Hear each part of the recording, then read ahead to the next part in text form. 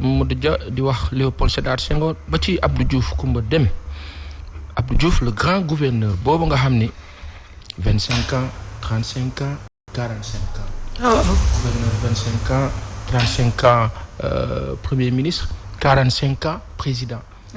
waaye yàlla mën a def mbir. moo mën a def. bala neexee nga ne 4 5 9. ne 3 5 ne 8. 9 ak 8 di 16 1 ak 6 di 7. bala neexee wax 25. quand nga ne 2 ak 5 égale 7. xulil. xaali bët. yàlla ji mën na affaire de. ak dara sax. 7 nag mooy chiffre de la des révélations. yéeme na de ak a baax. donc diggante boobu te kilifa yi dañu am ay étoiles mooy nitu biddéew yi. dañu am ay étoiles. moo tax ku mel ni président Macky Sall par exemple. ka mu neex ak ka mu neexul daa doon président parce que borom bi moo laa décidé. moo dogal lool kii étoile bi lii la après la ca des nag moom bu paree borom bi dina ko ne yow dama laa jox lu ma joxul kenn. yow li nga def nag. la ci baax la ci ok. donc nañ ciy bàyyi xel di ñaanal suñu kilifa yooyu di Senghor rek ña ca des nga xam ni grammairien bu mag boobu. nga xam ni mbirum syntaxe ak la ca des da ci am xam-xam ba mag ba ëppale ci nasaraan. Aïcha ca 2016 bi si ni ki tey fële ca King Fahd Palace la ñu amaloon benn conférence ndaje international pour waxtaanee lii di terrorisme Baye Assane Seck. 2016 la woon de. 2016 gaaw naa at yi c'est vrai je me rappelle je sais pas si j'y étais mais je me rappelle bien date rencontre boobu et bokkoon nañ ñun la ñuy tuuti si ñi doon wax ne est-ce que du sunu kilifa yi du ñu bàyyi xel benn mbir. mooy terrorisme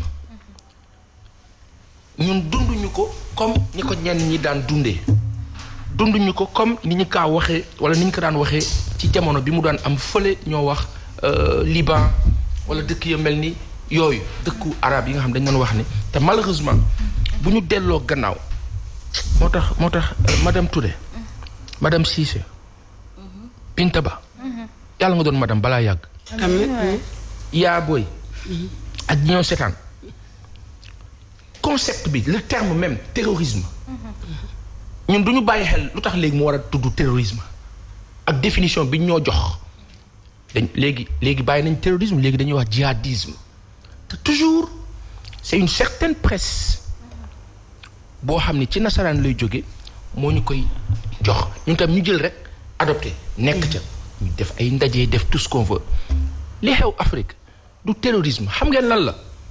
diggante Sahel ak li ko wàcc. ala banditisme. ak ay wuyu. ya mag kenn xeexalu si diine islam. dañ koy def nag loo xam ne ñoom moo leen di yombal. lu tax du ngeen seetlu benn affaire information bu ñu nasaraan bi jox bu concerné diw dañ koo faat diw dañ ko song attentat fu ñu ko waxee ne la waaja ba mu paree dafa ne allahu akbar ala ay kàcce ya rëy ya ngande ya mag.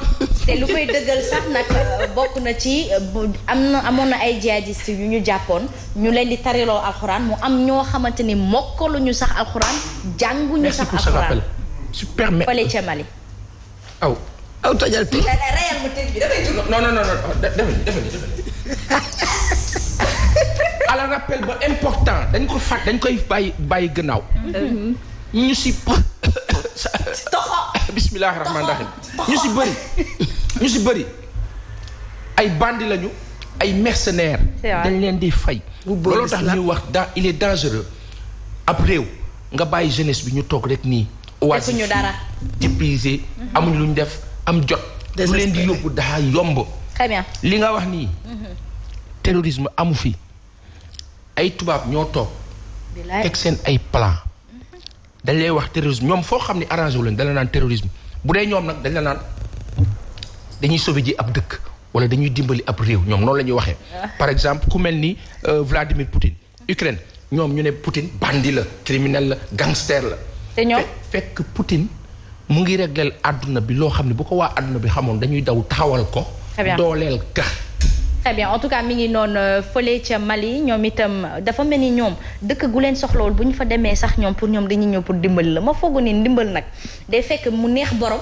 mais xam nu ñuy ñëwee. te boo bañee ñu dimbali la ñu ne la ku bon nga. waaw léegi xam nu ñuy ñëwee ay loolu yëpp seytaan la xam nu ñuy ñëwee. dañu kaa taal ñoom ñaakaar taal ay pyromane lañu. mu tàkk ba ni pëccët. ñu fàq ne la bàyyil ñu fayal la ko. te ñoo ko taal de maanaam yow daal yaay ki nga xam ne dañuy taal sa réew. léegi nag africains yi nag dañoo comprendre ko fi ne ni coow li muy bëri xam nga xulil. xam lan mooy problème bi. mooy il faut que ñu téye africains yi. ba ci rencontre CEDEAO bi passé. dimanche passé. rencontre boo xam ne dañ la naan les chefs d'état africains ñooy toog dajaloo wax ci Mali. ndaje ba de safoon na sap am na yoo xam ne nag kenn mënu ko wax ci kaw. waaye ña fa newoon. xam nga nag li gën a neex ci réew mi. baax na de di waxtaan ak kilifa yi.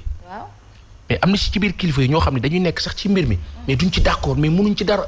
mais dañuy obligé nekk fa. ñooñu nag ñoo dimbali dinu wax li xew. ndaje ba fee. safoon na de parce que xam nga lu tax. kii nga xam ne moo la Assimi Goïta jiite gouvernement transition bu Mali. moom dafa taxaw ferme droit sur ses bottes. fregewul ñeente maanaam lijjantiwul sax naan gars yi mer nañu yéen dëkk bu mel ni Mali ci jamono buñ ko daan sanctionné daan na metti de. lu tax Mali yi yooxuwuñu. parce que dañu ndëgër laay Russie taxaw nee ca pegg di surveiller ba pare naan leen on va vous aider nasaraan nag. français. di la gëmloo yow. ne la non ça va être compliqué boo leen dégloo seen information dañ la naan. ça va être compliqué fi mu nekk nii attention Maliens yi affaire bi commencé nañu mer parce que dëkk bi dafa commencé metti ñu ngay sant ña boroom.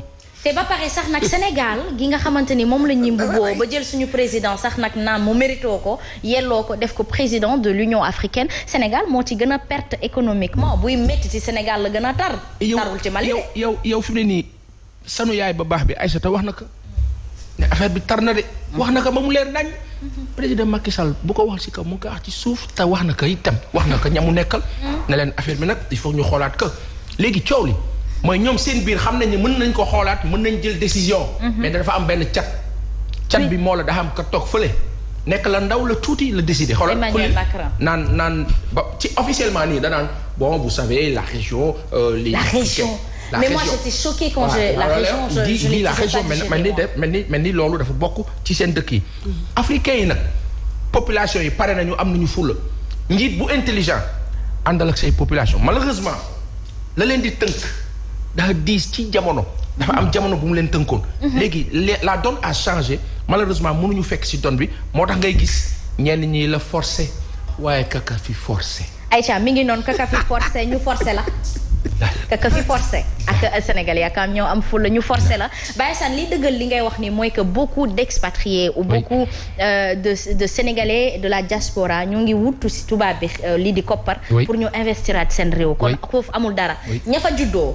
man samay cousin ñëpp boo gisee léegi chaque 3 mois dañuy ñëw Sénégal ndax dañ fiy jéem a ut dara kon Europe amatul dara moo tax nag seen ay dirigeants di bëgg di ñu nax suñu ay dirigeants parce que ñoom mënuñoo nax de suñu ay dirigeants la ñuy nax kon nag yéen am leen dayoo Aïcha loo wax ci Éric Zemmour ci discours am bi ñu ciy xas ñun ay délinquants lañ foofu rek dana ma la bett tuuti ñun dañoo dekk délinquant dana ma la bett tuuti waaw bett ma xam nga lan moo xew parce que ay mbooloo bu dama waxtaan wala ay doomi aadama dama waxante ci dëgg. Il y a 3 jours ou 4 nous Sénégalais par devers notre état national ñu gis sunu baay ba baax boobu ñoo wax préfet sous-préfet Djibi Diallo mu def ci liggéey ba rafet waay yàlla na nga gudd fan papa maa ngi laa ziar yàlla na nga gudd fan xam nga la mu def parce qu'on avait ressenti benn désordre vous avez vu mendiants yi newoon ci dëkk bi. tel les Nigériens. bare fi mel ni la tuuru. sunu ay mbokk lañu nag. waaye nag dañu kaa war a organiser. ni mbir mi tëddee gouvernement nigérien sax neexu leen waaye sunu nguur lan la def daf leen jël paquet ndànk organiser ko waa Niger organiser wu avion ñëw la jël yóbbu. lu tax loolu am parce que dañoo bëgg a defar sunu dëkk. Éric Zemmour su ma mënoon dogal tey dama koy jox nguur gi ne ko jëlal ndax mu féex mën a am jàmm mën a fippu nag fippu bu de xam nga Éric Zemmour bi taxaw xool la yow ne la ab délinquant nga kooku du diil ak yow suba dalaa may sa jàmm aafiya day dem taxaw na le est-ce que bonne question mais day dem taxaw na le yow nag bu boobaa am nga opportunité wu libre waaye ñi nga xam ni d'accord ñu wala bëgguñu Zemmour toog mooy ñi nga xam ne ñoom seen gis-gis ak seen politique mooy impérialisme soutenu boo xam ne ci ay formes yu rafet nag lañ koy def dañ ñëw ne la sax partenariat ne la bon vraiment Alliance française pour le développement dañ lay jox ay xaalis bu baax dimbali la mais ci ay taux d'intérêt yu catastrophique nga koy fay ay ati at ba pare liggéey ba. des infrastructures ñoom ñoo lay jox xaalis bi ñëwaat jëlaat ko ci seen ay ouvrier fayeeku la intérêt ba pare ne la tàccu ma léegi nag loolu noonu. mooy lii ma bëgg a expliquer que ku mel ni Éric Zemmour gis na ne que ay population africaine dañoo fees suñu dëkk bi jaxase comme ni ñoo toogee rek daal di ne fii étranger yi kat. dañoo fee bëri nañ ñibbi. kooku nag ala ab français ba boo xam dafa bëgg réewam. ñun nag ñoo war a am fula suñu ay ñoñ. ñu fexe ba ñu nekk de bons voyageurs et pour être un bon voyageur il faut fa ngay jógee. nga baax fa am fa. nga am fa civisme sax. te ñëwee rek. malheureusement ñun bu ñoo jógee fii y a 30 40 ans suñu bàyyi bu ñu daan tukki ñoom xam nu ñu daan demee ak gëdd tubaab du leen yëpp mais léegi ñun dañoo ñàkk tumuranke amuñu choix fi mu ne nii koo ci ne passeport mu fëx parce que yaakaar bee fort bu ñu demee ba fee nag dajaloo ci ay néeg ak ay kii ma jox la benn misaal ba ndaw.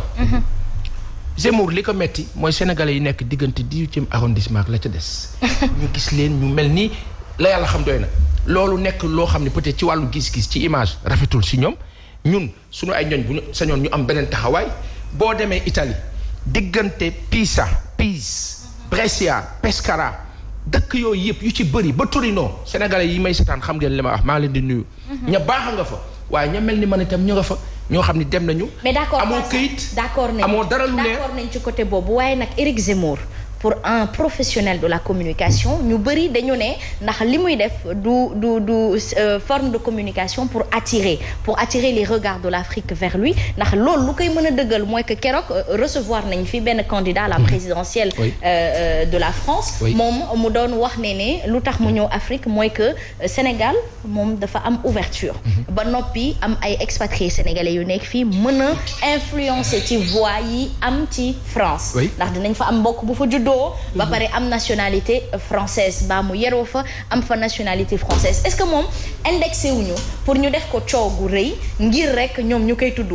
non moi j'ai regardé le Éric film Zemmour et j'ai vu quelqu'un qui parle naturellement c'est-à-dire que le Zemmour ku xam Éric Zemmour daan ko seetaan sur CNews wala iTélé si jamono dans toutes les chaînes françaises c'est la même personne c'est-à-dire varié wul de c'est pas parce que dafa ñëw tey nekk politique di changer il a toujours parlé comme ça. mujj gi ñun dañ doon wax ne mais kii dafa raciste daf ñoo bañ mais il relativise dans le sens où c'est pas que dafa raciste ce qui l'intéresse c'est la France encore que beneen affaire am na Éric Zemmour fut-il c'est un super grand instruit mais c'est pas un grand intellectuel xam nga nag c'est ça dafa am différence nag ma wax ko fii xam-xam dafa jàng waaye du boroom xam-xam. kay moo tax mu ignorer beaucoup de réalités sur l'islam sur plein de choses. mu koy jumloo ci ay analyses ci ay détails malheureusement nag Zemmour nag noonu moo xalaatee ña bëri nag ña mel na ñi moom waaye doo leen dégg. Aïcha moom moo feeñ. Aïcha mi ngi noonu ñu waxtaanee Qatar 2022 le Sénégal dans un grand jour. tey la tey. tey la tey waaw. today nag today. Coupe d'Afrique bi neex na lool mais bu tey bee ko dàq. dëgg la incha allah. ci suñu réew waaye dafa am loo xam ni faw ñu siy waxtaan. mooy la. ci gàttal kilifa yi li ñu war a def nañ koy def. gis nga réew mi. kilifa yi li ñu war a def buñ ko defee yàlla defal ñu xéwal buñ ko deful bu laluwul si dëgg. ci naka yàlla def ñuy setaan ci naka. waaw aw naka mën a pousse nit ci kii nga. ba mu sës rek na sës rek man loolu laa ci xam de. damaa wax fii ne Coupe d'Afrique bii passé yàlla jox nañu ko yàlla nag bu lay joxee daf kaa jaarale fenn. ci sa liggéey sa pas-pas sa yëngu kilifa yi ci seen organisation on félicite la fédération sénégalaise de football. Cameroun la fa xew ci ay problème bari na waaye gagné bi nëbb na ko